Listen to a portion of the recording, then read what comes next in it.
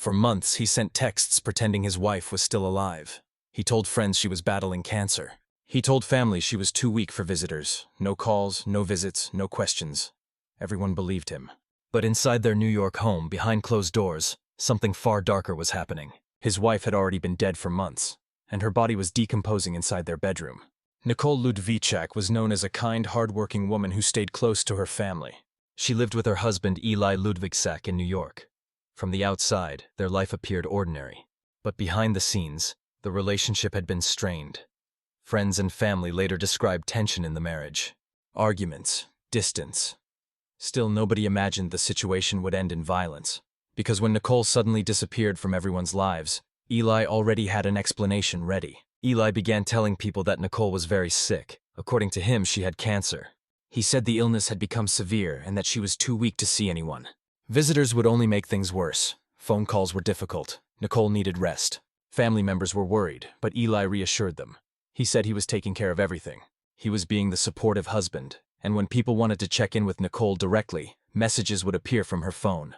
Short texts, simple updates. I'm okay. Just resting. Doctor appointments. Nothing that seemed suspicious. At least at first. Weeks turned into months. Nicole's family began to feel something wasn't right. They noticed they hadn't heard her voice in a very long time. Every message came through Eli. Every update came from him, but each time concerns were raised, Eli repeated the same story. The cancer was serious. Nicole was exhausted. She needed privacy. Some family members accepted the explanation. Others began to question it. But no one could have imagined the truth. While Eli was telling everyone his wife was sick, Nicole Ludwigczak was already dead.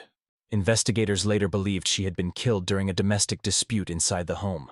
Her body remained inside the residence for months, and Eli continued living there, sleeping in the same house, going about daily life, all while the body of his wife decomposed inside their bedroom. Neighbors saw nothing unusual. Friends had no idea to the outside world. Eli simply looked like a husband caring for a sick spouse. Eventually, concern from family members grew too strong to ignore. Authorities were contacted.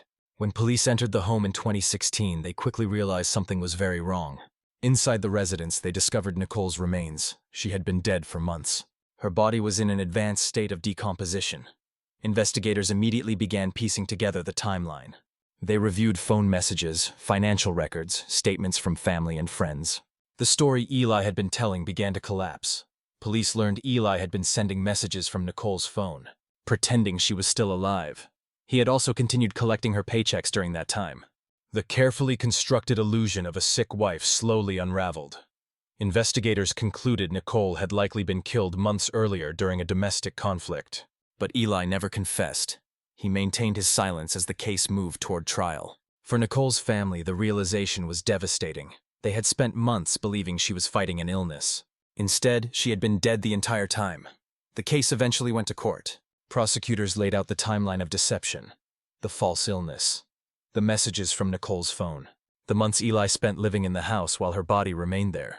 They argued that the evidence clearly pointed to murder. Eli Ludwigczak was ultimately convicted of second-degree murder. He had never admitted to killing his wife. But the jury believed the evidence told the story clearly enough. Nicole's family had to face a reality few people can imagine. For months, they had believed she was alive. They had believed she was simply too sick to see them. Instead, she had already been gone. There was no chance to say goodbye. No final conversation. No warning that something was wrong. Just a series of text messages from her phone saying she was fine. Messages that were never written by her. Sometimes the most disturbing crimes aren't committed by strangers. They're committed by the person sharing the same home, the same bed, the same life. And in this case, the truth remained hidden for months. Right behind the front door of an ordinary house. For more cases of evil hiding behind closed doors, follow Scream Index. Face the darkest corners of human nature, if you dare.